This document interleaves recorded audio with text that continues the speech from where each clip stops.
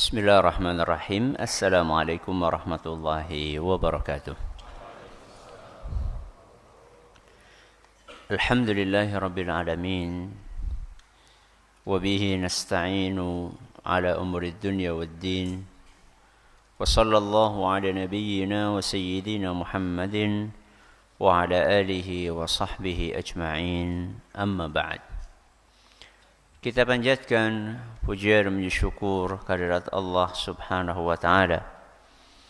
Pada kesempatan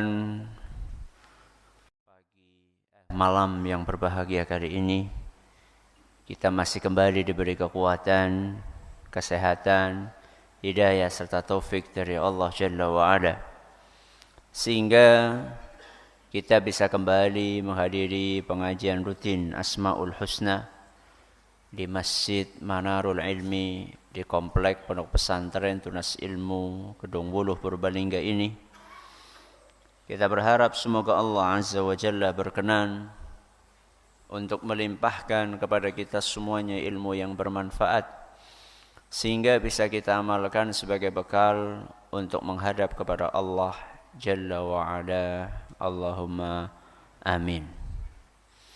Salawat dan salam semoga senantiasa tercurahkan kepada junjungan kita Nabi Agung Muhammad sallallahu alaihi wasallam, kepada keluarganya, sahabatnya, dan umatnya yang setia mengikuti tuntunannya hingga di akhir nanti.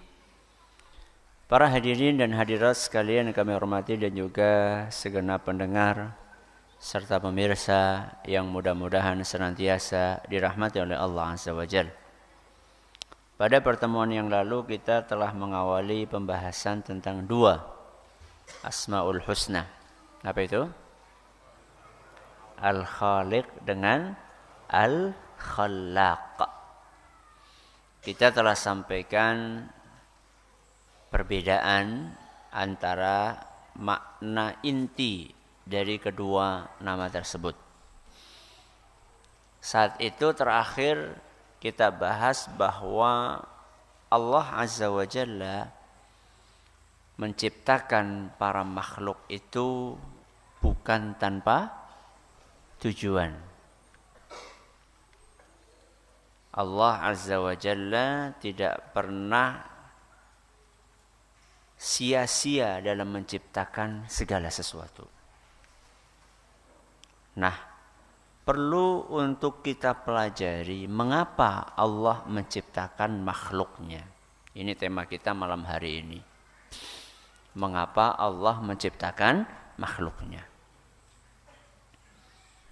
Yang paling tahu alasannya siapa? Ya Allah.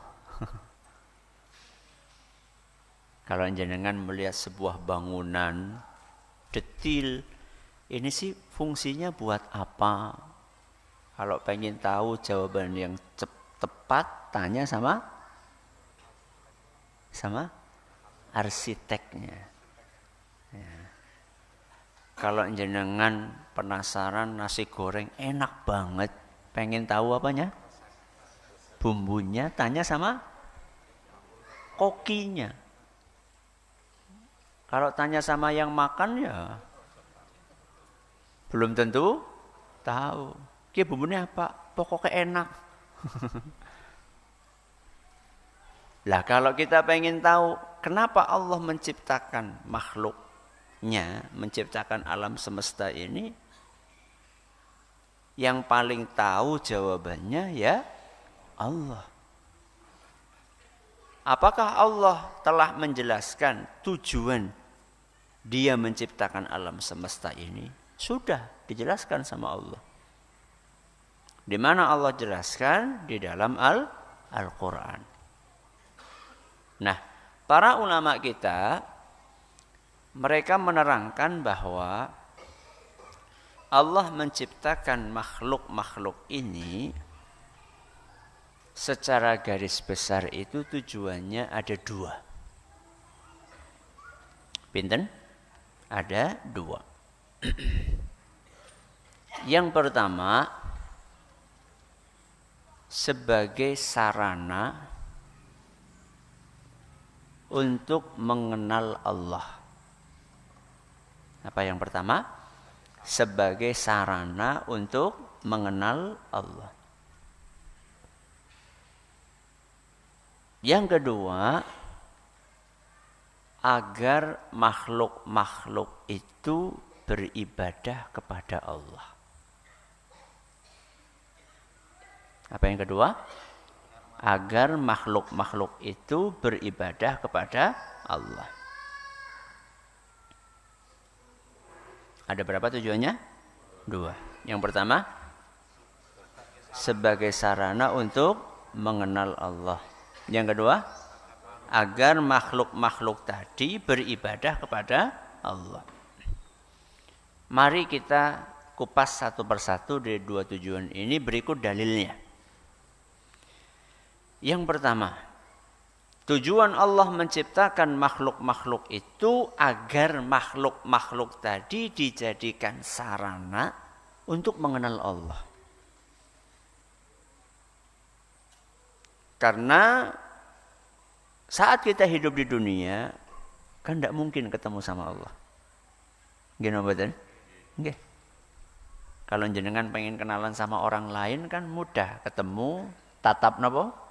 Muka, salaman, terus apa? Ngobrol, ta'aruf. Nah, ta'aruf itu orang mesti arep nikah. Ya, ta'aruf niku artinya napa? Kenalan. Ya. Kalau sama manusia kita seperti itu. Nah, sekarang kalau kita pengen mengenal Allah dari mana? Sarananya adalah dengan merenungi makhluk-makhluk ciptaannya. Allah sampaikan tujuan yang pertama ini dalam Al-Quran surat At-Talaq. Surat At-Talaq. Ayat 12. Ayat binten? 12. Allah Azza wa Jalla berfirman, Allahul ladzi khalaqas sab'a samawatin wa minal ardi mithlahunna. Allah Azza wa Jalla dialah yang menciptakan 7 lapis langit dan bumi yang serupa dengan itu. Saya ulangi, dialah Allah yang menciptakan 7 lapis langit dan bumi yang serupa dengan itu. Maksudnya bumi serupa dengan itu apa?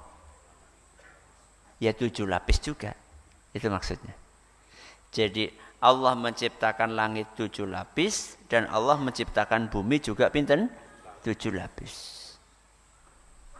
Yatanazzalul amru bainahunna. Allah Azza wa Jalla menurunkan wahyu dan menurunkan takdirnya dari atas langit melewati langit-langit yang 7 lapis itu sampai ke bumi. Sudah. Jadi Allah sedang menceritakan bagaimana kekuasaannya untuk menciptakan apa? Langit berapa lapis tadi? 7, kemudian bumi 7 lapis juga. Setelah itu Allah menjelaskan mengapa Allah ciptakan makhluk-makhluk tadi. Allah melanjutkan firman-Nya lita'lamu. Napa? Lita'lamu. Supaya kalian tahu. Supaya kalian kenal. Kenal sinten? Allah. Lita'lamu annallaha. Supaya kalian mengenali Allah, bahwa Allah itu ala kulli syai'in qadir. Supaya kalian tahu, supaya kalian kenal bahwa Allah Azza wa Jalla itu maha kuasa atas segala sesuatu. Ini dalilnya. Bahwa tujuan Allah menciptakan langit dan bumi berikut dengan isinya serta seluruh alam semesta ini adalah agar kita jadikan makhluk-makhluk itu sebagai sarana kita untuk mengenali Allah. Pernah enggak jenengan melihat takjub dengan ciptaan-ciptaan Allah? Pernah nama badan? Sering. ngelihat bunga yang berwarna-warni, ngelihat ikan yang berwarna-warni. Banyak di antara kita terkagum-kagum dengan melihat ciptaan Allah itu, tapi sayangnya cuma berhenti dalam mengagumi makhluk tadi. Tidak kemudian dilanjutkan mengagumi sang pencipta makhluk tersebut. Gini mboten? Kita cuma sampai wih. Kagumnya pun orang nana masya Allah, kurwi, cek. Ya. Malah kadang-kadang buset, astagfirullah, si kepriwe. Ya. Kita kok berhentinya di situ gitu loh. Seperti orang yang kagum melihat lukisan, kagum melihat lukisan, kita nggak kepikir. Alangkah ahlinya sang pelukisnya. Jadi kita cuma berhenti sampai mengagumi lukisannya, tapi tidak berpikir siapa sih yang menggambar lukisan ini? Kok bisa sedemikian indahnya? Ini pasti seorang maestro. Apa maestro? Ya, ahli. Ini pasti pelukis ulung. Ya. Jadi orang itu bisa melihat dengan 3 penglihatan. Melihat dengan mata kepala, melihat dengan mata otak, melihat dengan mata hati. Kebanyakan kita melihatnya pakai mata kepala, level paling rendah. Munggah maning melihat dengan mata otak. Munggah maning melihat dengan mata hati. Saya kasih contoh. Bumi. Napa? Bumi. Kalau kita melihat dengan mata kepala, maka kita melihat alangkah indahnya bumi. Beserta dengan apa yang ada di dalamnya, makhluk-makhluk yang begitu indah, hewan-hewan, tumbuhan dan seterusnya. Itu melihat dengan mata kepala. Nek melihat dengan mata otak kepriwe? Ki nang jerone iki akeh duwite iki. Gue mulai eksploitasi. Ya. Ki nang kanake anak emase. Nang kana anak minyake, itu melihat dengan mata otak. Level yang paling tinggi melihat dengan mata hati. Subhanallah. Alangkah besar kekuasaan Allah yang menciptakan bumi ini hanya dalam beberapa saat saja. Subhanallah. Alangkah sayangnya Allah menyediakan segala jenis fasilitas. Untuk siapa? Untuk makhluk kecil yang bernama sinten? Manusia. Arep mangan sudah disediakan sama Allah. Arep ngombe sudah disediakan sama Allah. Arep apa maning? Ki pada kelane kur mangan karo ngombe tok. Arep bernafas sudah disediakan sama Allah. Mau pergi dari satu tempat ke tempat yang lain sudah disediakan sama Allah. Subhanallah. Alangkah sayangnya Allah kepada manusia. Ini namanya melihat dengan apa? Mata hati.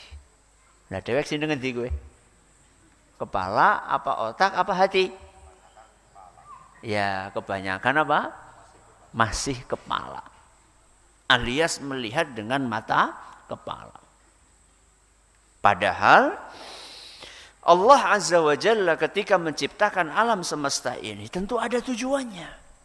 Salah satu tujuannya adalah agar kita menjadikan itu sebagai sarana untuk mengenali sinten Allah. Sehingga kalau kita baca ayat-ayat Al-Quran, Sering sekali Allah Subhanahu wa taala mengajak kita untuk merenungi ciptaannya. Bahkan beberapa surat dalam Al-Quran itu nama suratnya adalah nama-nama makhluk ciptaannya. Napa contohnya? Asy-Syams. Apa artinya Asy-Syams? Matahari. Apa lagi? An-Najm. Napa An-Najm? Bintang. Napa malih? An-Nahl. Napa? Lebah. Terus An-Naml. Napa? Semut. Apa lagi? Al-Baqarah. Napa? Sapi betina. Wis, entong? Hah? Apa? Al-Fil. Napa Al-Fil? Gajah. Si ana maning? An-Nas, ya Allah, menungsa. Malah keliwat. Subhanallah, kenapa Allah sebutkan? Kenapa Allah namai atau Rasulullah SAW dengan wahyu dari Allah menamai surat-surat itu dengan nama makhluk-makhluk ciptaannya? Salah satunya adalah kita, agar kita meluangkan waktu guna merenungi makhluk-makhluk ciptaan tersebut. Itu surat yang namanya adalah sesuai dengan nama-nama makhluk ciptaan Allah. Terus kadang-kadang di dalam Al-Quran Allah bisa menyebutkan ayat berderet-deret secara berurutan. Allah menyebutkan makhluk-makhluk ciptaannya. Contoh misalnya dalam surat Al-Ghasyiyah. Kenapa? Al-Ghasyiyah ayat 17 dan seterusnya. Apa coba? Afala yanzuruna ilal ibili kaifa khuliqat. Terus wa ilas samai kaifa rufi'at wa ilal jibali kaifa nusibat wa ilal ardi kaifa sutihat. Pinten ayat niki? Ki pira ki? 4. Ya, berarti ayat 17, 18, 19, 20. Ini semua makhluk ciptaan Allah. Dan Allah awali dengan kalimat afala yanzurun. Artinya, kenapa mereka tidak memperhatikan? Berarti kita itu disuruh memperhatikan. Apa yang diperhatikan? Makhluk-makhluk ciptaannya. Contohnya di ayat yang ke-17, afala yanzuruna ilal ibili kaifa khuliqat. Ibili niku napa? Onta. Dene onta ya Ustaz, ora kebo padane. Karena saat itu yang diajak bicara adalah orang-orang Arab. Dan orang-orang Arab itu hewan yang sangat familiar dengan mereka napa? Onta. Maka Allah enggak cerita tentang gajah misalnya atau kuda nil padane. Kayane. Saya belum pernah melakukan survei di sana. Kayane kuda nil orang anak. Ya, kayaknya kuda nil enggak ada. Mungkin ya. Makanya Allah Azza wa Jalla mengajak mereka untuk memikirkan sesuatu yang familiar. Apa yang sangat familiar dengan mereka? Napa? Onta.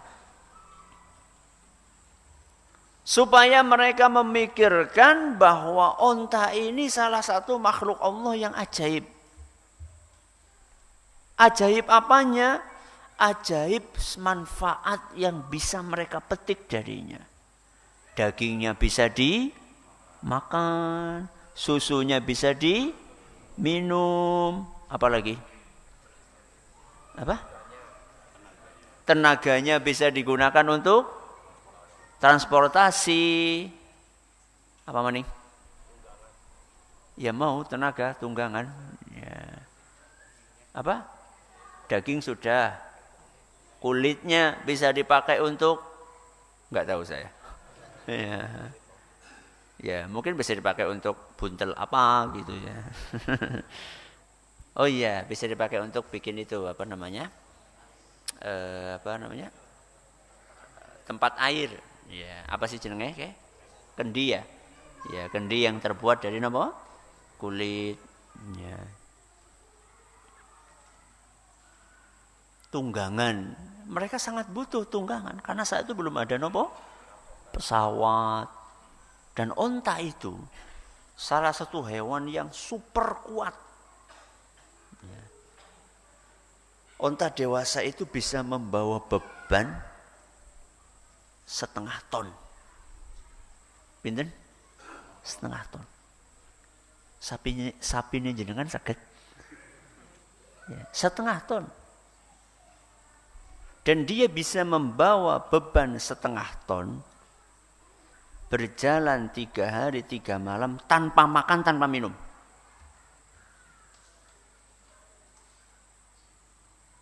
Dan ini sangat cocok dengan apa? Dengan medan yang dihadapi oleh orang Arab saat itu. Nah, kayak yang Indonesia sih gampang, dela-dela anak kalen, dela-dela anak kali, anak sumur. Di sana enggak seperti itu. Ya. Belum tentu sekian puluh kilometer mereka ketemu apa? Air belum tentu.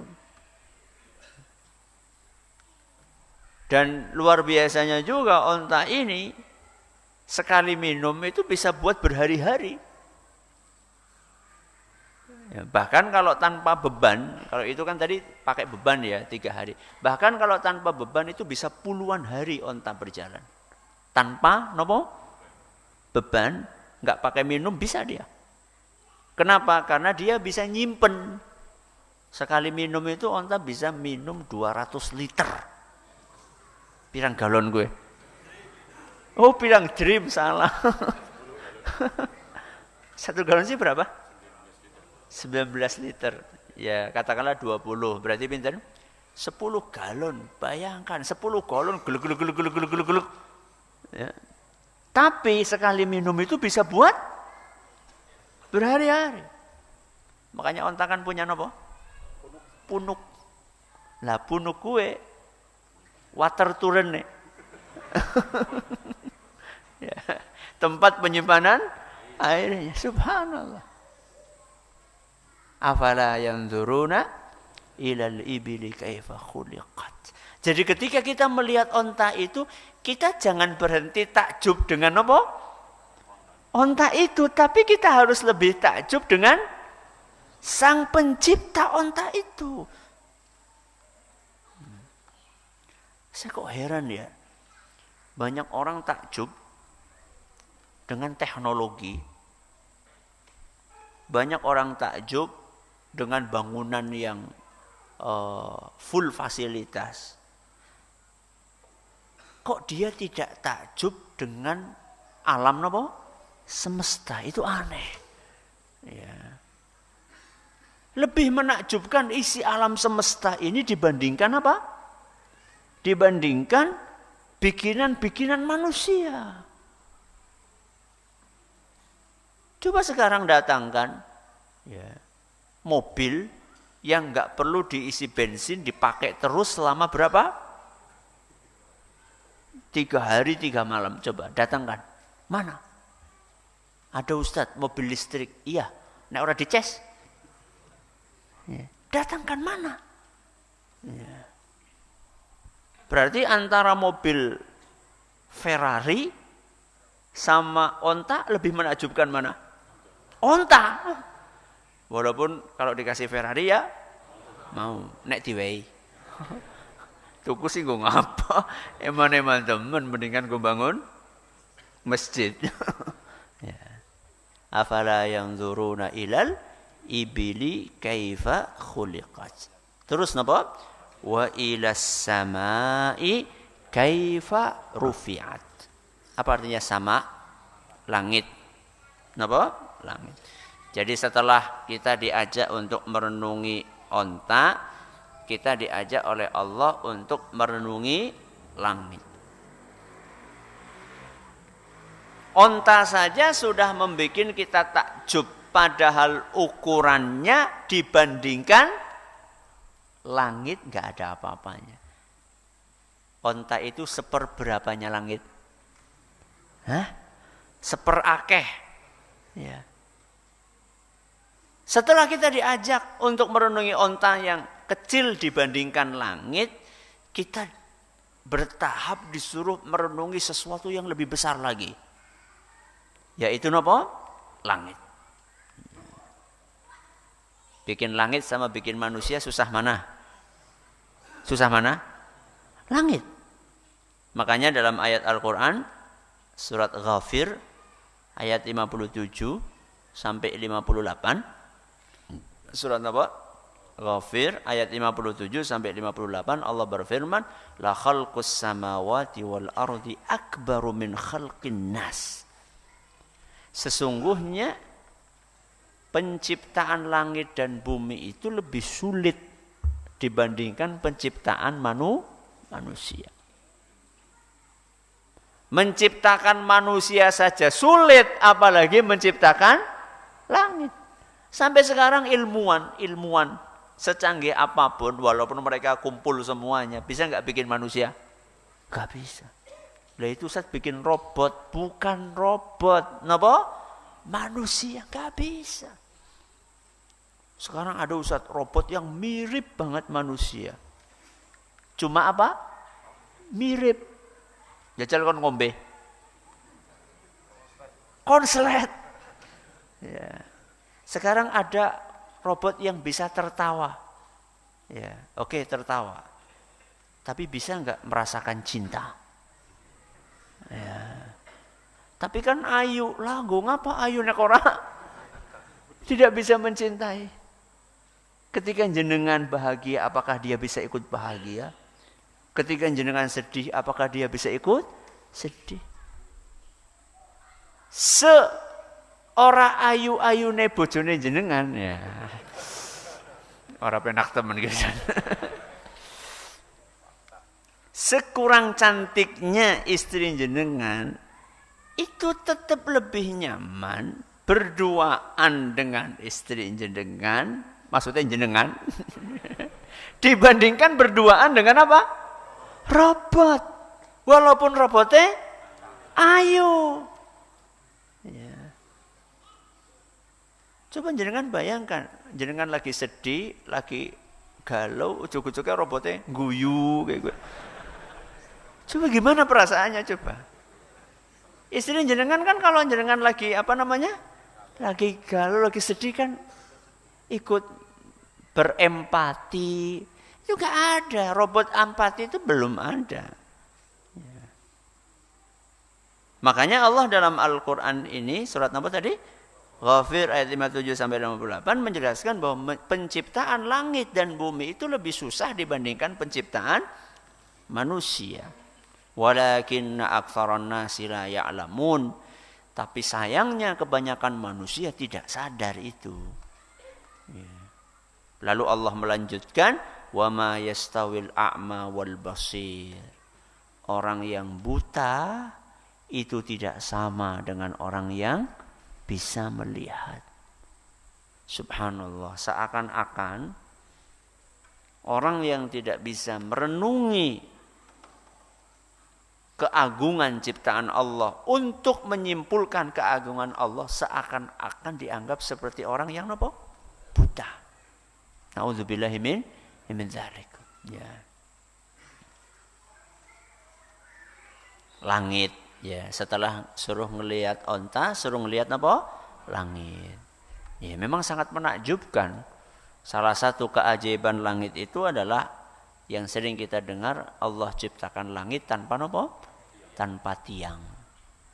Allah sampaikan itu dalam Al-Quran surat Ar-Ra'du ayat 2. Surat Ar-Ra'du ayat 2. Allahul ladzi rafa'as samawati bighairi 'amadin tarawnaha. Allahul ladzi rafa'as samawati bighairi 'amadin tarawnaha.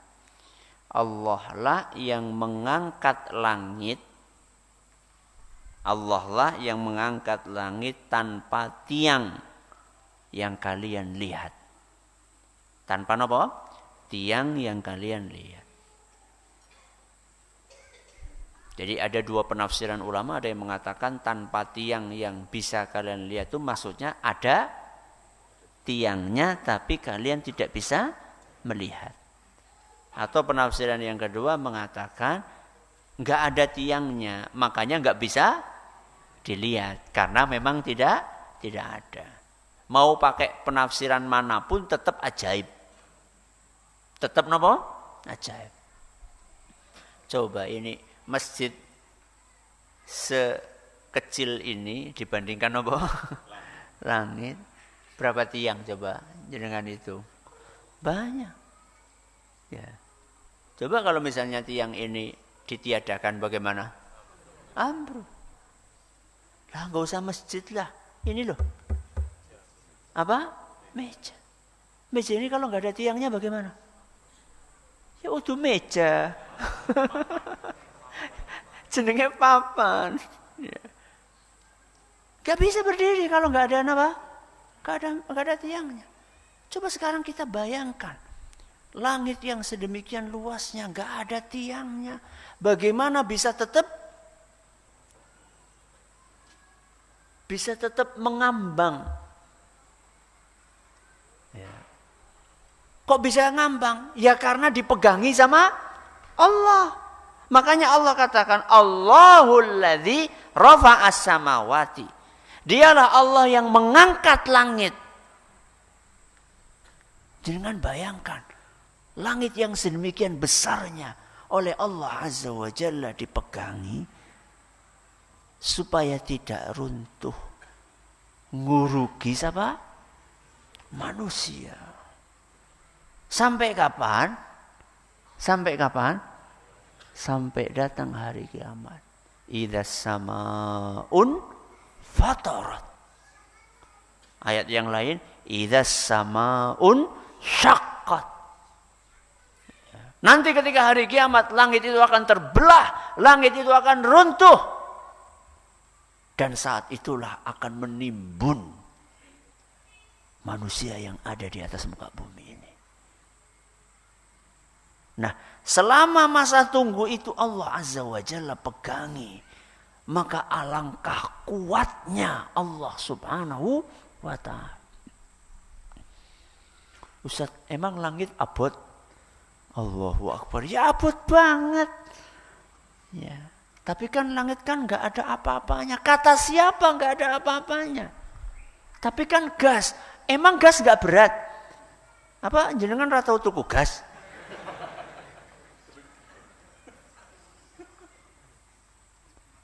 Tabung gas yang ada isinya sama tabung gas yang nggak ada isinya.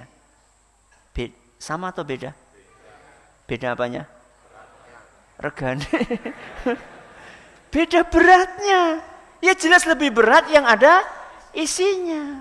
Jadi jangan kemudian kita berpikir, wah langit enteng. Oh isinya cuma apa? Gas kok. Berat, gas itu juga punya massa. Punya massa, punya apa namanya? Punya berat, punya bobot. Ya. Afala yanzuruna ila ibili kaifa khuliqat? Terus apa? Wa ilas samai kaifa rufi'at? Wa ilal jibali kaifa nusibat? Napa jibal? Gunung. Ya. Gunung juga familiar. Ya, di mana-mana ada napa? Gunung.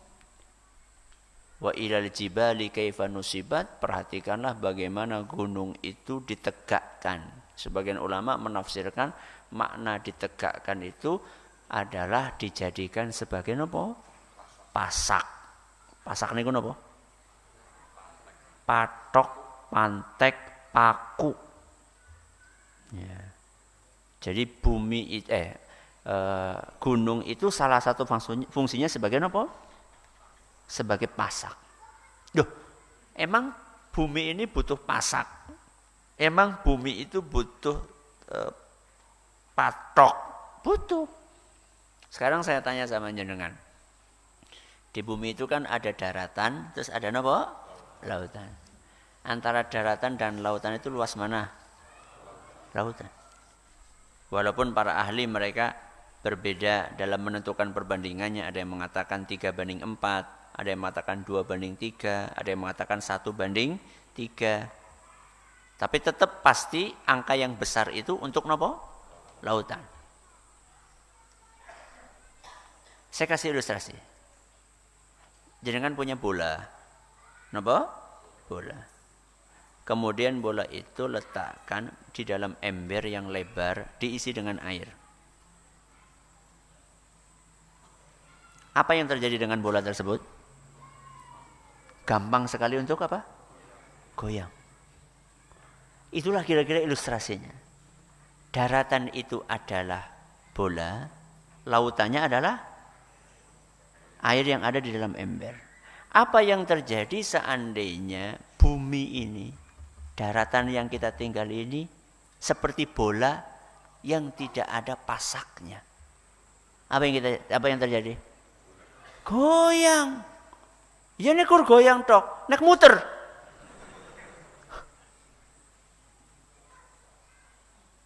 Makanya kita disuruh berpikir. Alangkah sayangnya Allah kepada kita. Bumi pun tempat kita tinggal diperhatikan bagaimana supaya bisa stabil. Cobalah jenengan sekali-kali mengingat ketika ada gempa. Mudah-mudahan nggak ada gempa sekarang. Ya. Jenengan lihat, ingat bagaimana ketika ada gempa. Berdiri saja kita susah. Padahal paling gempa pinten menit. Bukan hitungan menit. Gempa itu paling hitungan detik. Kita sudah nggak bisa hidup dengan nyaman. Dan efek yang ditimbulkannya luar biasa. Ya. Jogja, terus mana lagi? Tasik. Ya. Dan masih banyak yang lainnya. Allah jadikan bumi ini tenang, stabil, dengan lantaran apa tadi? Pasak-pasak yang berupa gunung. Nah, ketika jenengan lihat gunung itu jangan coba ngelihat ke atasnya. Semakin tinggi ke atasnya berarti semakin dalam ke bawahnya. Itulah pasaknya. Ya. Afala yanzuruna ilal ibili kaifa khuliqat wa ilas samai kaifa rufi'at wa ilal jibali kaifa nusibat wa ilal ardi kaifa sutihat. Arti ini apa? Arti itu adalah bumi. Ya, arti adalah bumi. Jadi begitulah Allah Subhanahu wa taala menciptakan makhluk-makhluknya dengan maksud tujuan yang pertama apa tadi? Agar kita mengenal Allah. Yang kedua, napa? Wow. Agar makhluk beribadah kepadanya. Dalilnya apa? Ayat yang sering kita dengar. Wa ma khalaqtul jinna wal insa illa liya'budun. Tidaklah aku menciptakan jin dan manusia kecuali hanya untuk beribadah kepadaku. Surat apa niku? Surat apa? Az-Zariyat. Surat Az-Zariyat ayat 56. Ini tujuan yang kedua. Jadi setelah kita mengenal Allah, maka kewajiban berikutnya adalah kita diperintahkan untuk beribadah. Jadi jangan berhenti cuma kenal, tapi mboten apa? Ibadah. Nah, yang lebih parah lagi apa? Kenal Allah tapi beribadahnya kepada selain Allah. Gue salah maning, lebih parah maning. Ya.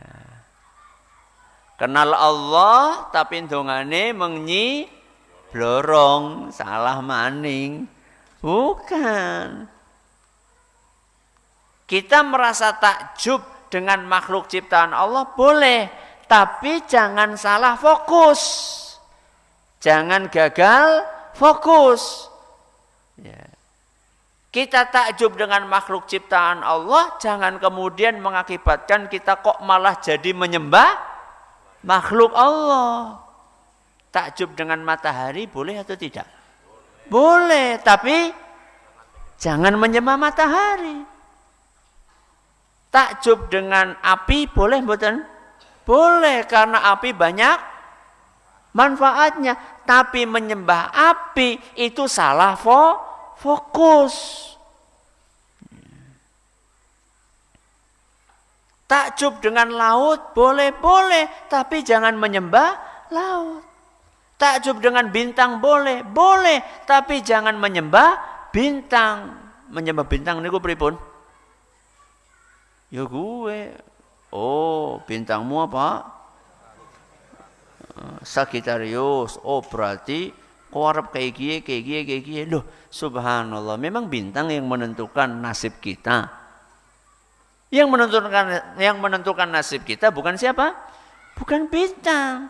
Yang menentukan nasib kita adalah Allah Azza wa Jalla. Jadi nggak boleh mencampur adukan antara keimanan dengan kesyirikan, itu nggak boleh.